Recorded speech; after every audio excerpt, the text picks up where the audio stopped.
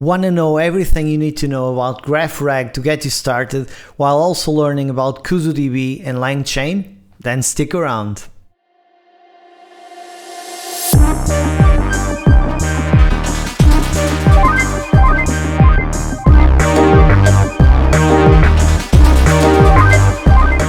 Let's begin by learning what GraphRAG is.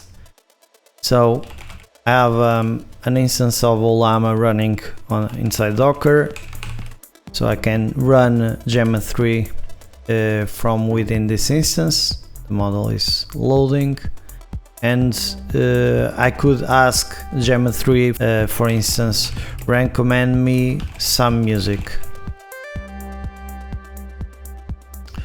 and it will give me an answer. This is what we call a zero-shot prompt, and it is trying to recommend me music that is quite general and diverse, but it didn't really recommend me anything that I wanted to listen to. So let's try again, and here's some context. I like classic rock and classic metal, bands like Led Zeppelin or Black Sabbath.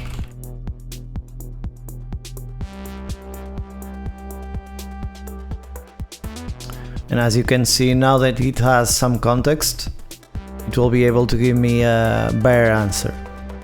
So RAG, Retrieval Augmented Generation, is all about doing this based on a knowledge base that we have.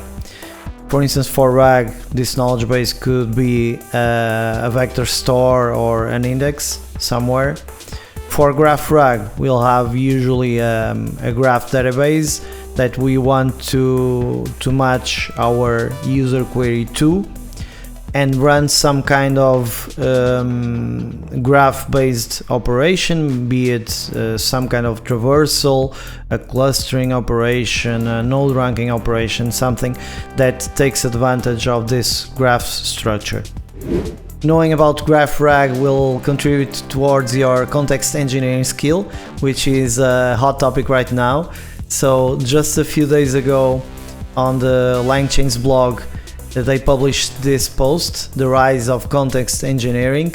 A couple of days later, this engineer Phil Schmid from Google DeepMind also posted about this, and he provides this context engineering diagram where he lists different sources that help you, or techniques that help you establish context, and one of them is RAG.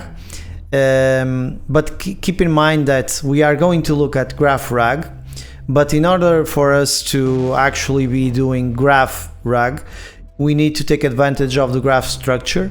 So typically what a GraphRAG implementation looks like is you have a text profile for each node in the knowledge graph, and then you embed that text profile using text embedding. And then the user queries with a given prompt. That prompt is embedded into the same vector space and matched to the nodes using regular, vector store indexing techniques. Because this is a kind of semantic embedding, so it's not exact matching, it will lead you to several nodes that are similar semantically to entities that are mentioned in the user query. But if you stop there, you wouldn't really need a graph, right? You could do this with a regular vector store or or an index that supports vector search as well. In order for this to be taking advantage of the relationships that are stored within the knowledge graph, you usually need to do some operations like traversals or some kind of node ranking based on centralities, or some clustering, or it can be pre-computed, but some operation that takes advantage of graph structure. And this is why we'll look into node embeddings as a different approach to embedding. So instead of doing text embedding, we do node embeddings. This will also take a toll on performance, you know, but in order for you to be doing GraphRAG, you need to take advantage of the graph structure. Graphs seem to be quite popular, but underutilized. So everybody loves to say that they are working on top of a graph and that they are using AI for that product, you know, and you know that some products that claim to be using AI are really doing nothing special with AI, and it's the same for graphs. So we are trying to fight that trend a bit over here, and of course at the cost of performance, but you know, stick around to learn a different perspective on this subject. So first, let's take a look at the system architecture for the pipeline we are going to build. The user will send a prompt asking for music recommendation, and this input will be passed to our graph retriever breed over here. The graph retriever will send a prompt to our code LLM, which is Phi4, asking for a cipher query that tries to retrieve nodes that match any named entities on the query.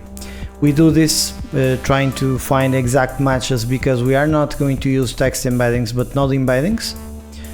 And so once we retrieve the cipher query, we'll pass it to KùzuDB and run it. KùzuDB will return the matched nodes, and then we'll use those nodes to find the k nearest neighbors using the vector index and vector extension under KùzuDB.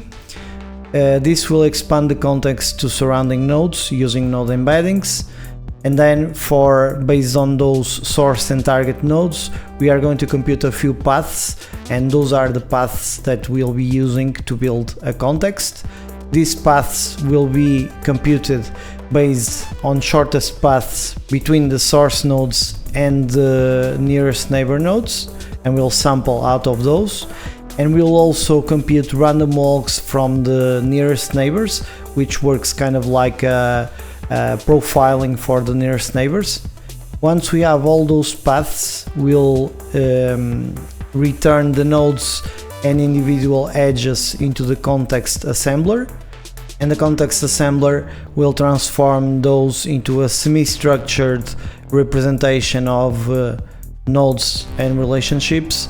The nodes are just showing off the relevant properties, and the relationships will show the node ID for the source and target nodes, the relationship label, and any properties they might have. And this is what we use for context. Then we'll join the original user prompt into this context and query a different LLM, in this case Gemma 3, to produce the final natural language answer with music recommendations. And this is the overall idea of this pipeline that I'm about to demonstrate here. As you might imagine, having so many stages compared to just embedding this prompt in the same vector space as nodes that would have been embedded using text embeddings, this is much slower, has many more steps than we would have if this were implemented using text embeddings. But there's got to be a catch to actually taking advantage of your graph, you know. And now let's take a look at the datasets that we are going to use and how to integrate them as a knowledge graph. So the first one is these social networks, and this just contains a bunch of friendship relationships between users of 3 countries, Romania, Croatia and Hungary, on the music streaming service Deezer. And for each user per country we will have, and this is a user ID, we'll have the genres that the user listens to, and then we'll have the IDs for the source and target node, and this is an undirected graph anyway, between 2 users that have added themselves as friends in the social network. Then we will use this million song dataset extended with Spotify and Last.fm data. And for this dataset we have a lot more information, particularly on individual tracks. So for instance, we've got a track ID, the name and artist of this track, some other tags for the track. We do not use the genre because it's very sparsely assigned.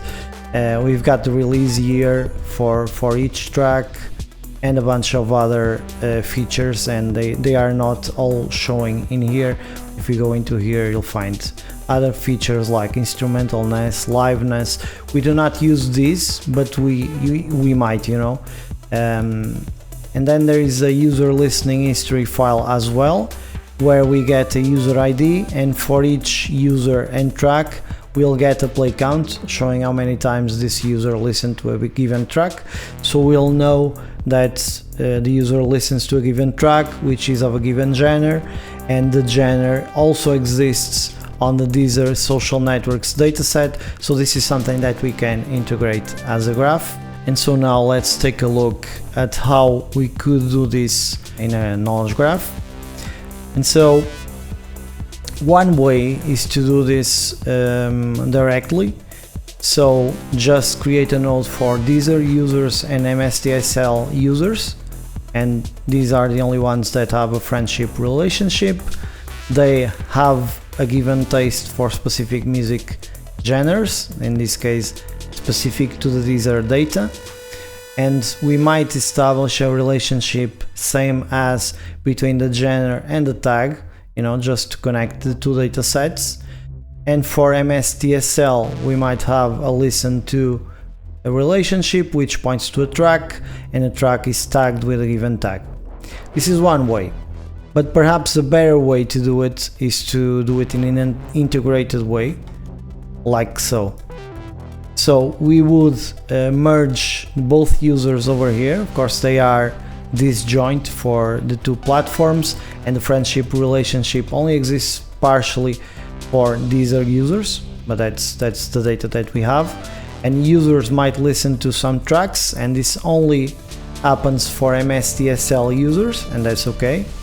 Users might like given genres, and this might happen for actually the both data sets indirectly via track if we like, and we might explicitly create that relationship, which we don't here, but we might. And we also merge tags and genres into a single node over here. This is pretty much the the final structure that we opted to use, and this is what we are going to try and reproduce in KùzuDB. This is also what we have already prepared on our previous video on the Duck Lake and DBT. We have prepared data to be loaded into this graph.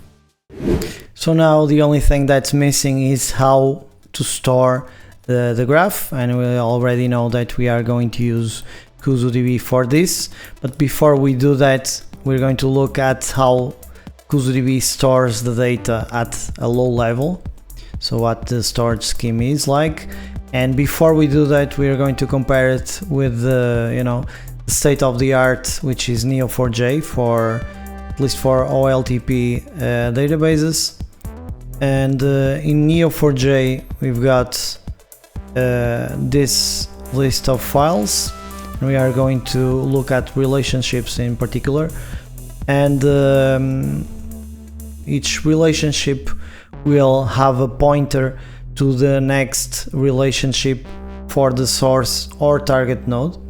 So if we like to iterate over all relationships for a given node, we might get the node. The node will have a pointer to one of its relationships, and we'll load that relationship, and in there we'll find a pointer to a next relationship from the source node, which should be the same node, and we could keep doing that, and we would iterate over all relationships for a given node. Or we can do a traversal and just follow the other relationship instead, and we would be traversing the graph in a given direction. And this is pretty much how, a simplified version of how the Neo4j works. It stores data as a linked list.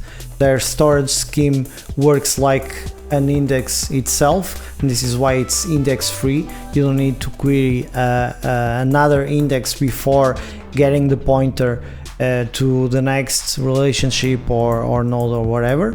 You just run one operation, you get the next pointer, you load that location in the correct file, and you get the next pointer, and so forth. And this database has been state of the art for a long time, and it is mostly used for transactional operations, but it works quite well for graph data science as well.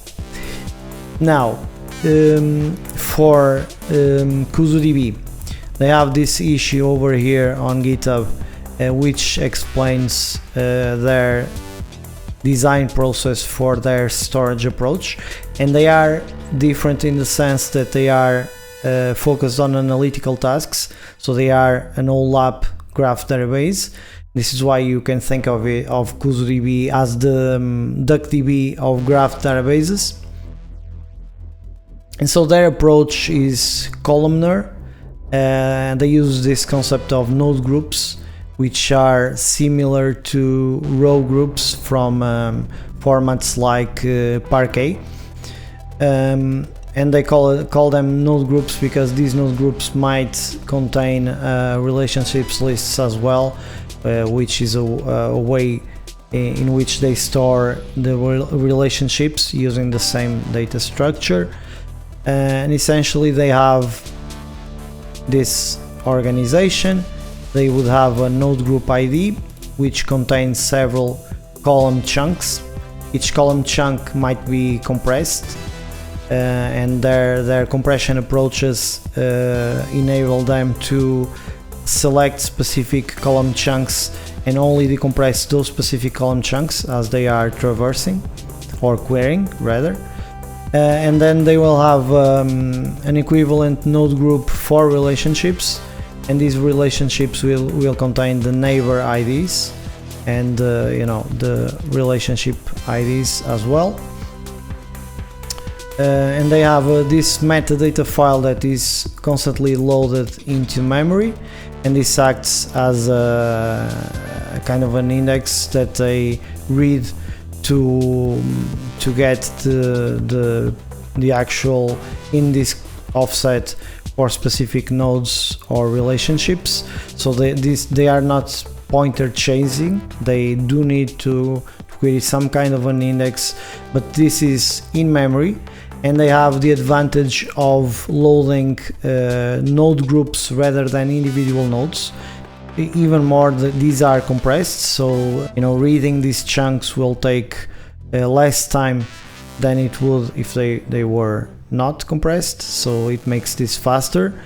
And once you decompress it, several of your relevant nodes might be within that group, so this kind of balances it out with the clear advantage that doing it this way and having column chunks will make it more efficient for analytical tasks that require aggregations of certain properties and computing, means or stuff like that, which is a required task sometimes when you are computing algorithms over a graph.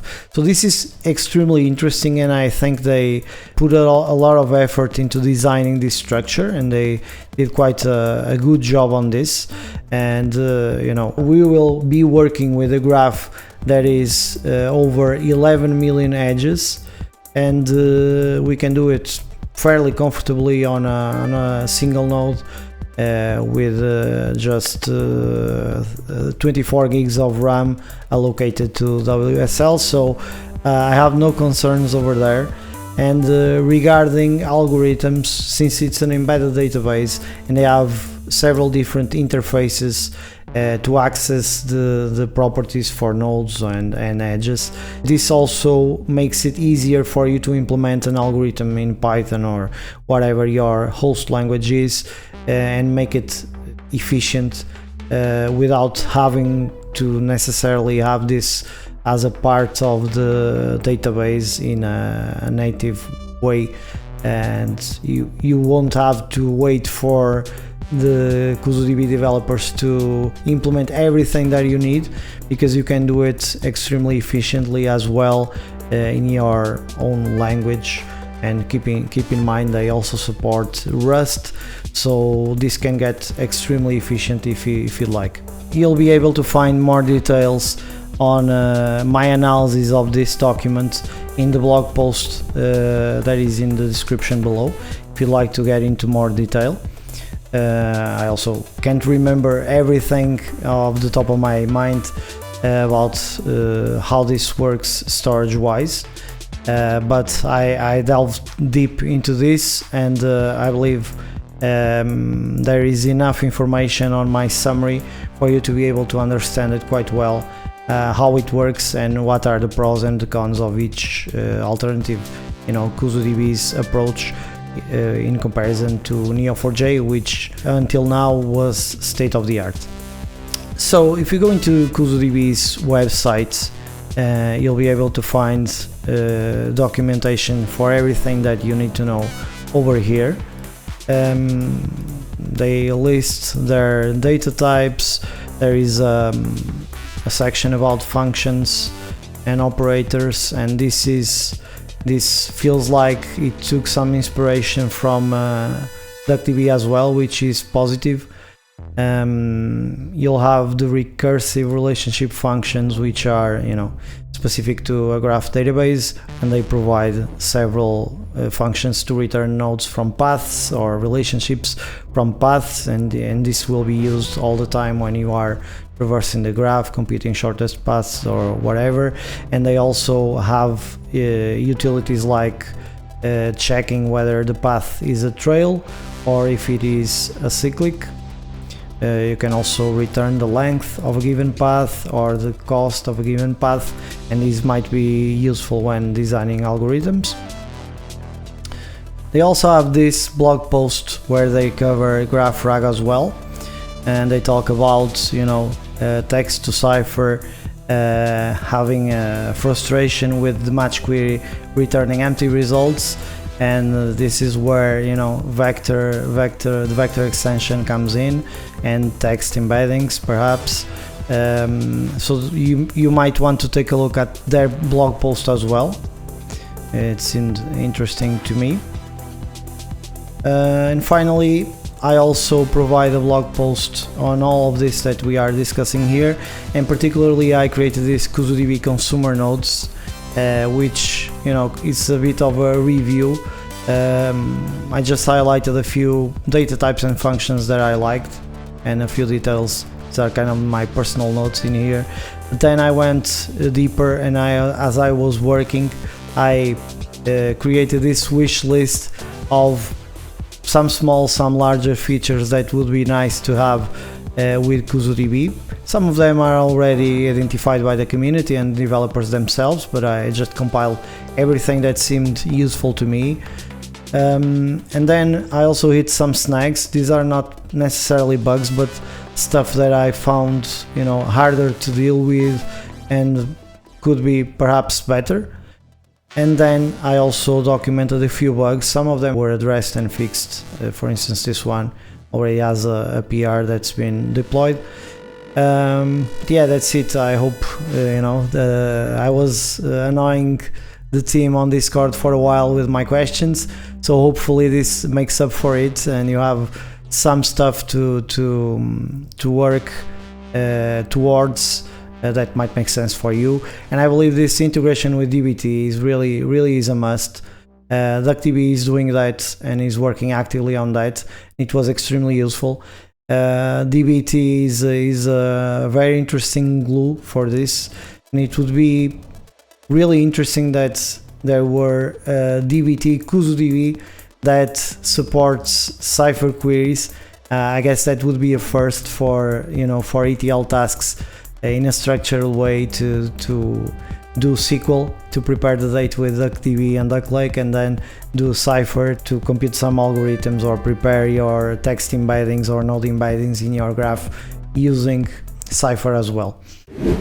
So if you remember correctly from our last video with the DuckLake, we had exported our graph data into here, and we have these are social network nodes for users, and the nodes for genres as a whole over here, and the tracks and users from the MSDSL dataset.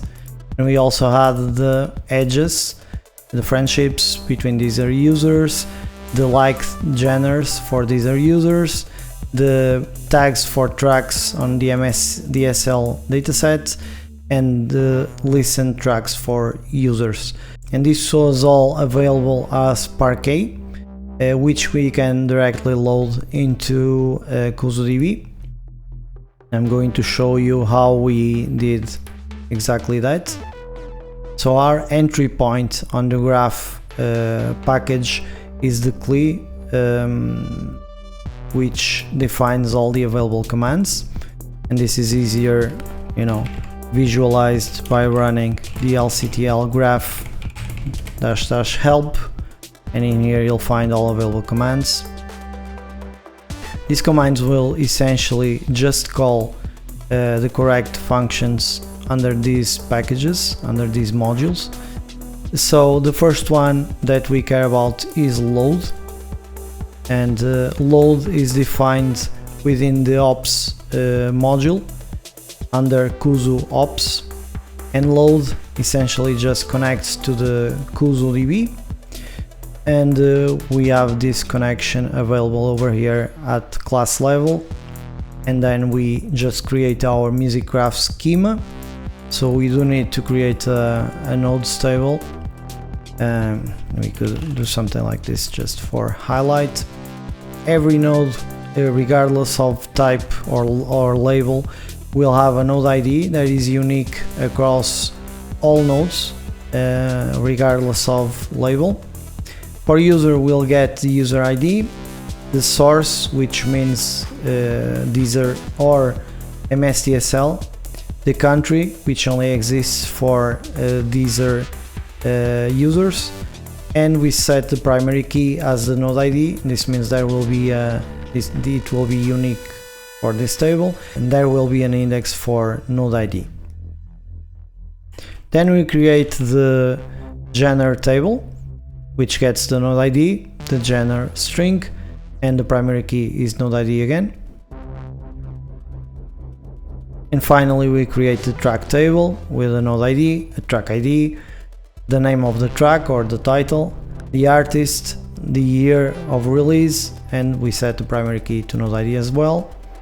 And finally we create our edges, our relationships, friend, which is from user to user, many to many. Each friend can have multiple friends, each user can have multiple friends. We create the likes relationship from user to genre, and a user can have many liked genres, and a genre can be liked by many users as well. Then we have the listen to edges, where a user connects to a track and stores the number of times this user listened to that track. And finally you have the tagged relationship from track to genre, and we are, as you know, combining genres into single node label.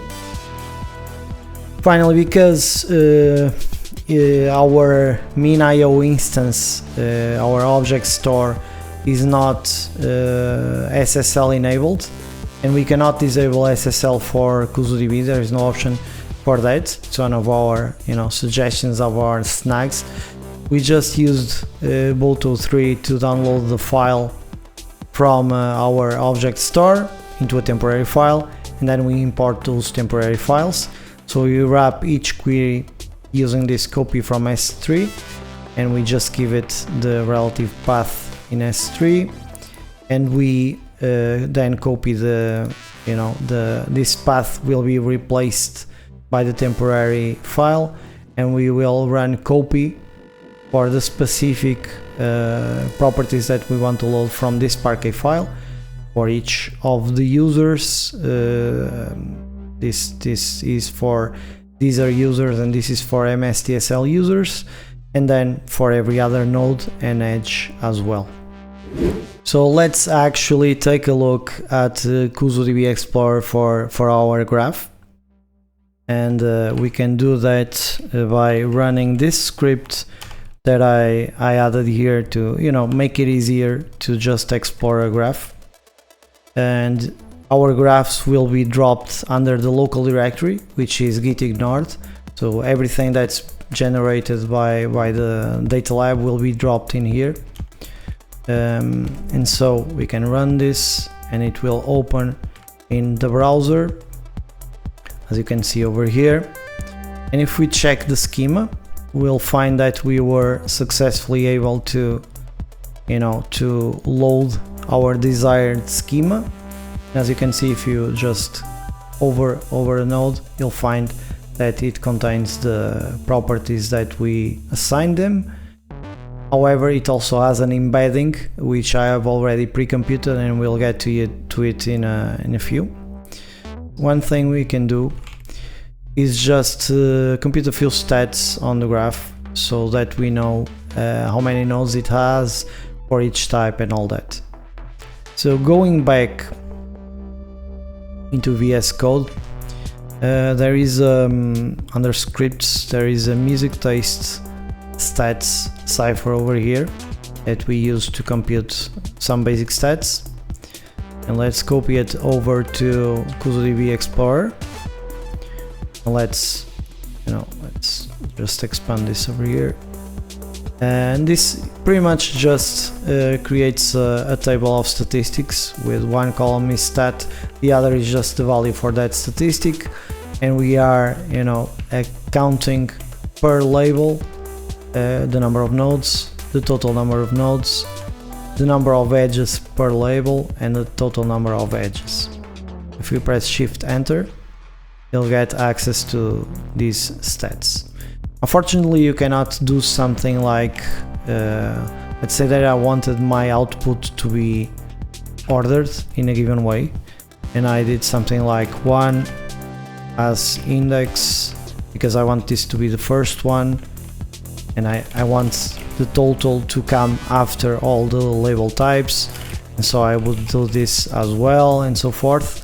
And then if I were to order by index, this would only be applied to the last match, not the full union, which I believe is not standard for Cypher, if I'm not mistaken. But even if it were, we would need to do something like this to, you know, compute a subquery for it, and then just return stat and val and order over this. But since KùzuDB doesn't support subqueries, we cannot do this as well. This is not, you know, critical or anything, but it would be nice to have. And as you can see, we've got over 11 million relationships over here, and 1.16 million nodes as well. So it's a fairly large graph already. Just out of curiosity, if you'd like to, you know, visually see a sample of the graph, you could run something like this, which is the default query. And you know, a sample of the graph will be shown. In this case, we've got a bunch of users which are friends with other users, and we also have a track which is tagged with different genres: ambient, beautiful, post-rock, you know. And as you can see, we already have some embeddings in here as well, which we will get into next.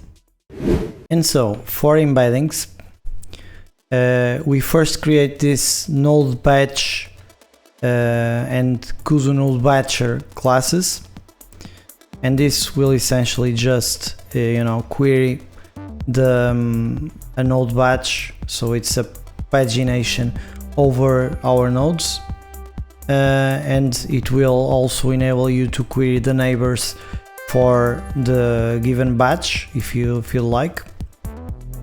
And we create this node embedding class, which will take the number of dimensions for your embedding vector, the batch size that we want to use for nodes, the number of epochs that you want to train your algorithm over, and the algorithm that you want to use to compute the embeddings. In this case, we only have the fast random projection algorithm. And before getting into the code, and the main part of the code is within train FRP, let's first look at the paper about the fast random projection and compare it with our approach.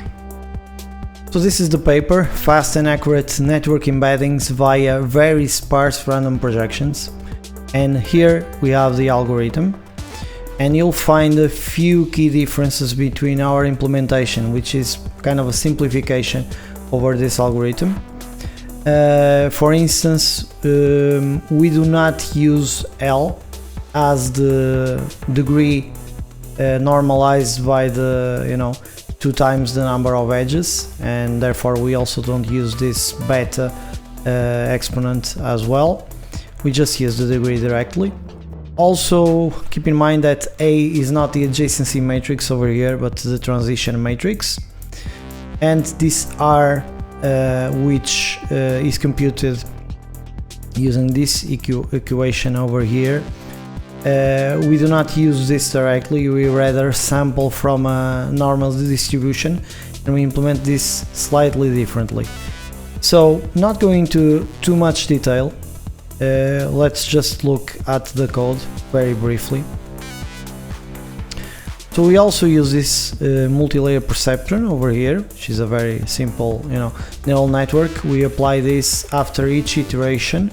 So after each iteration of that algorithm that we just saw.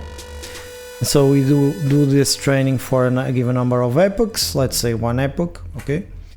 And then we fetch a batch of nodes from Kuzu, and we include the edges as well, because this is what we are interested in over here. And for each batch we create a tensor containing the source and target ID,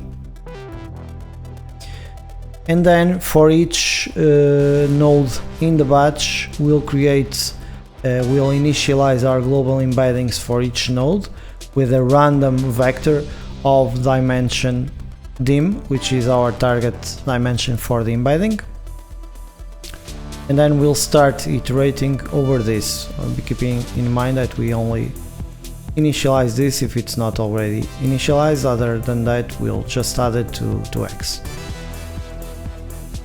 And then we just sum over the rows. We compute the degrees for each node, and we are dividing by degree over here.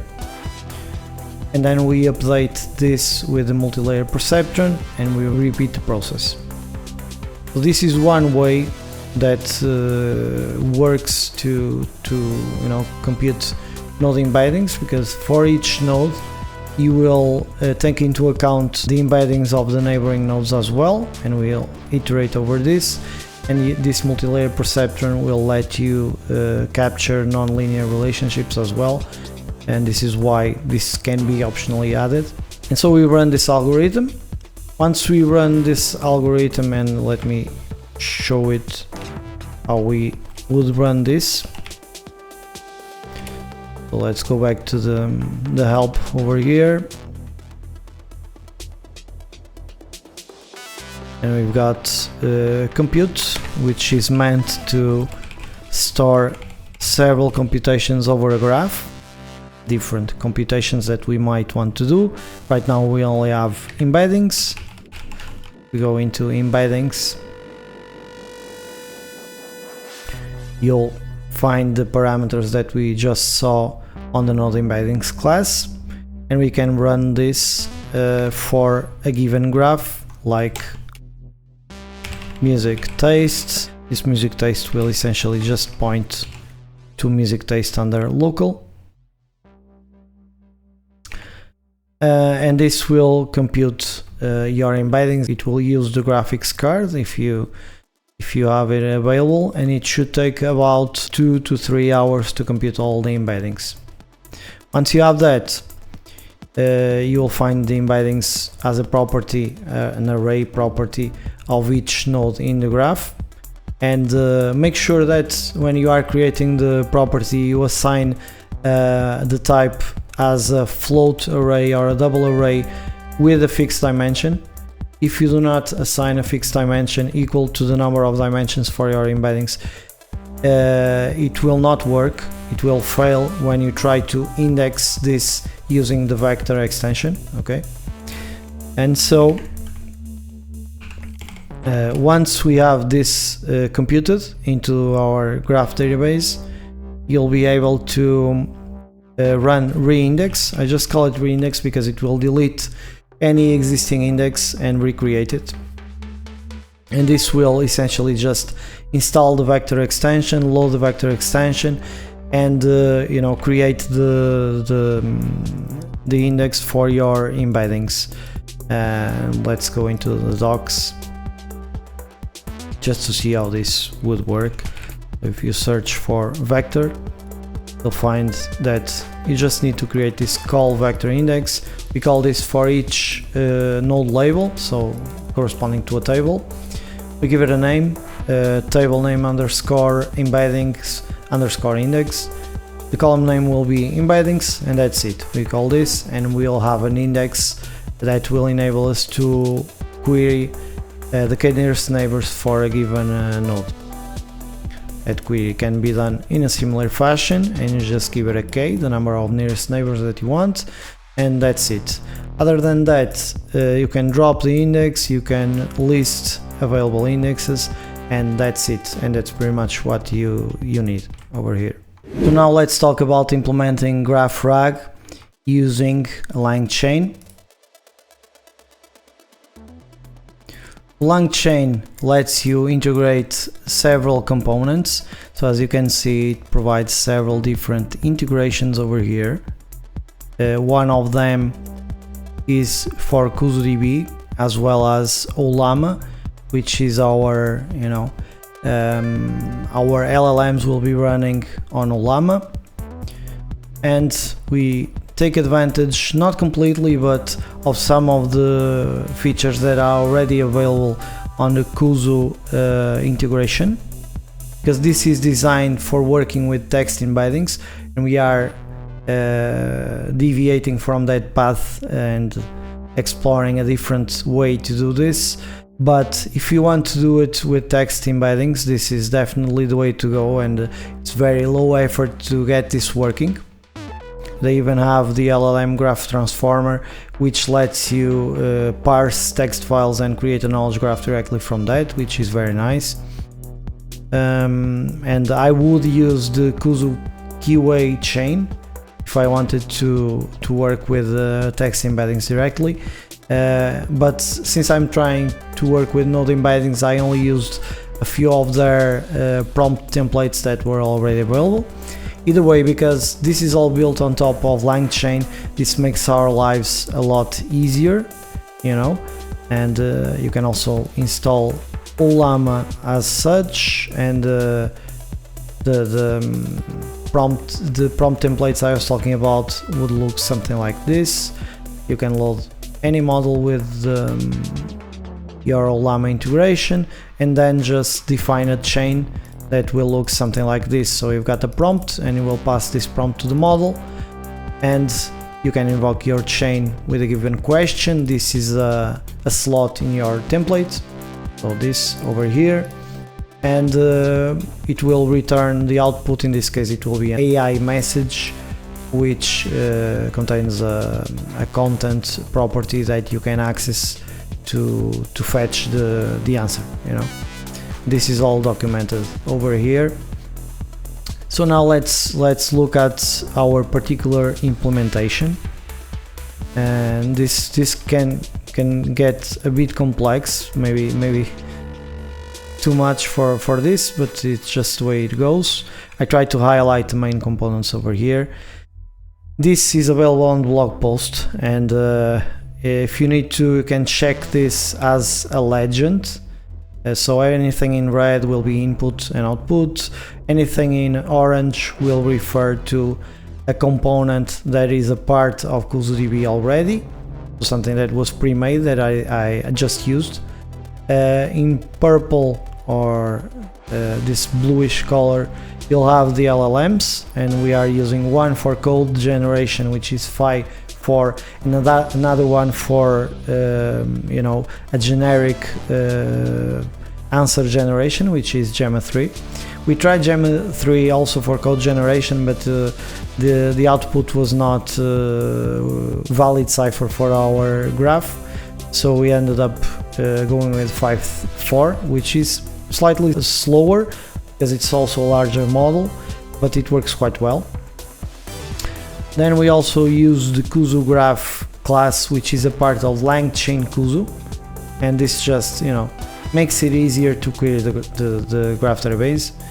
And finally, any step regarding to semantic search or approximate nearest neighbors via our node embeddings is in green, and the path computations that we run for building the context based on nodes and relationships is in light brown. So first we get a user query. This user query is passed into our entities prompt. This entities prompt is a prompt that tries to extract named entities from the user query and build a cipher query to match our graph from it. And in order for us to reuse the existing Kuzu generation prompt, we have this additional step that just prepares the input for this prompt, the two slots that are required for the prompt, and these are the schema, which we also get from LangChain Kuzu using graph get schema, and this graph is a Kuzu graph instance as shown here. Then we also render our prompt, and this prompt will be a slot within the Kuzu generation prompt. Once we have the Kuzu generation prompt, we'll pass it to the code LLM, which is Phi4, and this will generate a cipher query, which we fetch using this intermediate step. And the cipher query will be fed into query graph, which is a wrapper for KuzuGraph query that shuffles results and returns only a given limit for those results. So this lets us just sample from the results. And once we do that, we are done with the graph retriever component, and we'll move into the combined k-nearest neighbors. We call it combined because we are finding the top k-nearest neighbors for all nodes returned by this query graph over here. And so we want the 10 nearest neighbors, but let's say that for two different nodes returned by query graph, we are reaching a given neighbor that is the same for those two nodes, and one of them has a given distance and the other is at another distance from the node, and we just average all those distances and we use those vectors to order by and return the top most similar.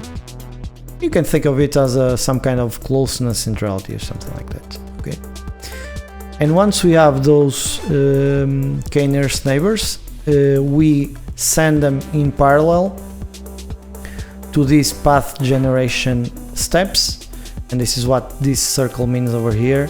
It will run in parallel using runnable map, I believe, or runnable parallel, and this will compute a sample of 10 shortest paths between 1 and 2 hops of distance. So if it's more than this, it will not return anything.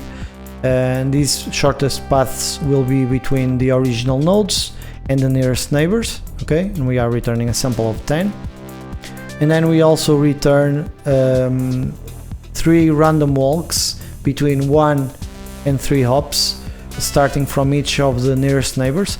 This works kind of like a profile for those nearest neighbors. So we already know what connects our matched nodes with and these matched nodes, let's say that we are asking for, you know, music like Metallica, and these matched nodes might be all the tracks by Metallica, and we find the nearest neighbors to those tracks according to our node embeddings. It should be around other metal tracks or metal genres. It might be thrash metal or heavy metal or something like that, and then we compute the shortest paths between those Metallica tracks and the genre, the other tracks from other similar bands, and we return that. But we also compute, let's say that the similar band would be Anthrax, and we also compute the a random walk from all tracks by Anthrax or Creator or something like that, so that we have a way to characterize those as well. And this will make our context over here. Then we just combine these paths into a single list, and we hydrate the paths because we are only at this point returning IDs. We hydrate the paths with additional information and convert them as well into a textual description. This is where a semi-structured format is used, that we can paste as a part or slot into our prompt template, paste as a part of our prompt. And finally we will go into the answer generator component. This just prepares the input for the final prompt, and this input will be the original user query together with the context that we created. This will be slotted into a final prompt with instructions specific to combining these two elements, and finally we will pass that prompt into chat LLM, a generic one, which is Gemma 3 in this case. If for some reason Ollama had still 5.4 loaded, it will unload it automatically and load Gemma 3, and then we'll get the final answer. Okay, I'm going to show you the corresponding code for this, but we won't delve too deep into that code. And so that code will be under the RAG module. As you can see, we are importing several elements from LangChain and LangChain Kuzu and LangChain Ollama. If you want to look at the prompt, you can just control click and follow this over here. So the prompt that Kuzu uses is available here. We also have our own prompts that are combined with this prompt or generate other stuff. So we use runnable parallel to parallelize two steps, or runnable pass-through so that we can compute a given step and transport the input or the output from a previous step into the next steps. And let's look at how this works particularly. So our entry point over here will be the invoke method, and for the invoke method we'll set up LLM models, which means install any missing models from 5.4 or Gemma 3. Then in parallel we will take the user query and also run graph retriever and pipe the results of this into the context assembler. And finally we will pipe user query and the result named kg from this context assembler, from this whole pipeline, and return value from context assembler into the answer generator. These are lazily evaluated properties for this class. So for instance, graph retriever, these are the steps that we just went through on the diagram. They are named with the same name that we used on the diagram, exactly the same name, without the self prefix, just for because it's a diagram. For instance, if we go into the query graph function, you'll see that it returns another function, and this is the actual step. We just do it like this because we want to shuffle and limit. So we just use the KùzuGraph to query, and then the returned entities, if shuffle is set, they are shuffled using sample at 100%, it's just shuffles, and if there is a limit, then we just return the head, and that's it. For instance, for the next step, which is context assembler, we have several parallel steps. So as you can see, there will be a runnable pass-through over here, which means that the same input that is going to combined KNN will be passed into these following steps over here. So these following steps over here. And as I told you before, these are running parallel, the path computation ones, then we combine them and iterate them. And finally, we'll have the answer generation component, which just runs these 3 steps as well. And if you want to check out the prompts that we are using, you'll be able to find them under final prompt for the final answer. We've got 2 slots, user query and the context. Or you might find the entities prompt over here, where you just give it instructions to... You are an AI assistant that extracts entities from a given user query using named entity recognition and matches them to nodes in a knowledge graph, returning the node ID properties of these nodes and nothing more. So the input is the user query, a sentence, and then we've got a bunch of rules, and also give it an example. Without this example, we were getting too many wrong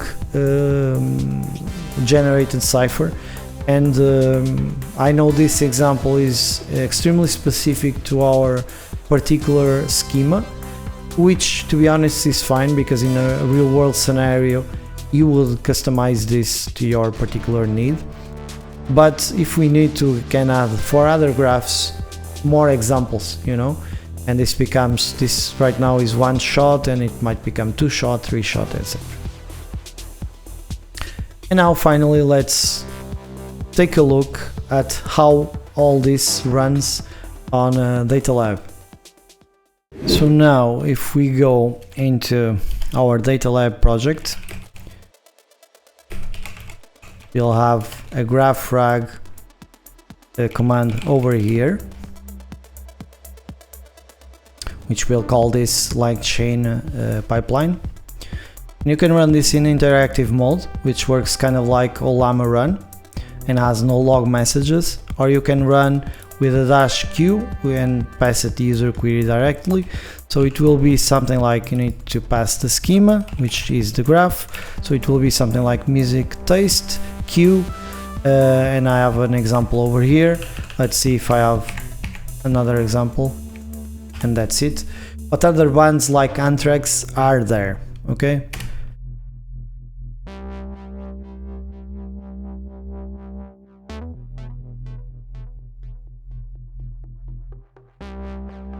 So it must have detected a bunch of tracks for all the discography of Anthrax. It just computed the random walks as well as the shortest paths, combined the paths, and it is now computing the actual context to integrate into the final prompt. So just hydrating those nodes and relationships with relevant properties. I could have optimized this further, but I'm doing it, I believe, node by node or something like that.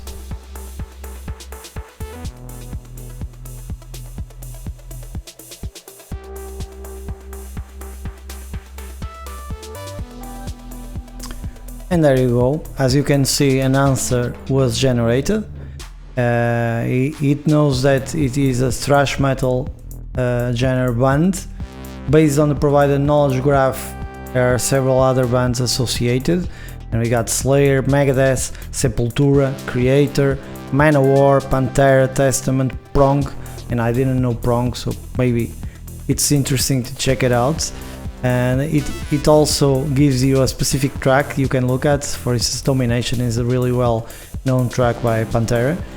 So this is how it works. It took a little while to answer, so 3 minutes and 19 seconds, and this can still be quite improved because like I said, I'm doing a query per node to produce the final descriptions, for instance, and that's not the best approach. That can be highly optimized. Just for my workflow, it was easier to do it that way, to get it, done. Done is better than perfect, like they say. Anyway, let's also look at the interactive mode, which I personally prefer.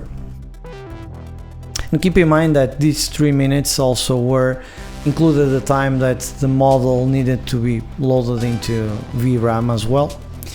So this will give you an useful interactive prompt that you can use, and it's got history, and you can already have another prompt over here. It's very nice because it also shows you a timer, and because this takes a while to run, right, and it's not optimized. We could have some fun by designing this timer over here, but most importantly, it keeps history, and you can keep testing it out throughout the days as you like. Let's check out what this prompt over here, if I like metal artists like Metallica or Iron Maiden. So we have a metal genre over here. We've got two artists that should match to the tracks, to node track in the graph, but also listen to IDM, and IDM is a very different musical genre. What other artists and genres could I listen to? Okay, let's see what our GraphRAG pipeline computes as a response to this.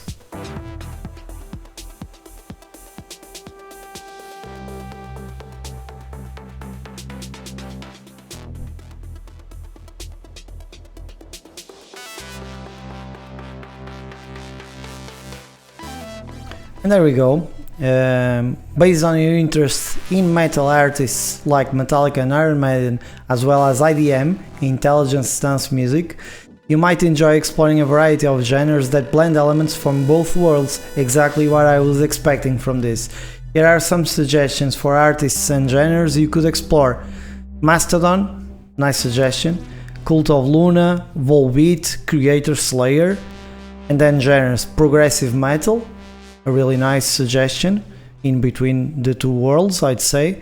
Thrash metal, heavy metal, hard rock, and some other recommendations like Godsmack, which is not the best recommendation for this taste, but okay. Halloween, which is discussable. Queensryche, yeah, it's a progressive metal, so it matches this over here. And that's it. This is how you implement a GraphRAG pipeline. There are several improvements that we could do to make it run faster, run better. We could try to use text embedding and then do some traversing in the graph or something like that to make sure that we are taking advantage of the relationships in our graph. And that might be faster, so there's a ton of stuff that you can try out, but my suggestion is keep exploring. All the tools are readily available to us right now, and so you just have to have an idea and go test it out. If you are using LangChain, you've got a framework that is very easy to help you integrate and manage all your steps and your pipeline. So yeah, go play around with some GraphRAG. Next time I'm planning on exploring economic competition networks using algorithms from network science and a visual approach to characterize the graph. And I'll also look into node ranking functions that are specific to competition networks and their meaning within our data. Just a heads up that I'll be off for a while, so one of the next two videos might be delayed by a week. As usual, you'll be able to find the companion blog post for this video at datalabtechtv.com, and there are a lot of interesting details on this week's post, so be sure to check it out. You can also follow the channel on Blue Sky and join Discord to discuss topics like data science, data engineering, or DevOps. Don't forget to drop a like and subscribe for all things data.